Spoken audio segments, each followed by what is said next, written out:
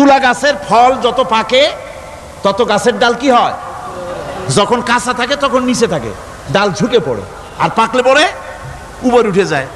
আর আম গাছের ফল যত পাকে তত ডাল কোথায় যায়, নিচে যায়।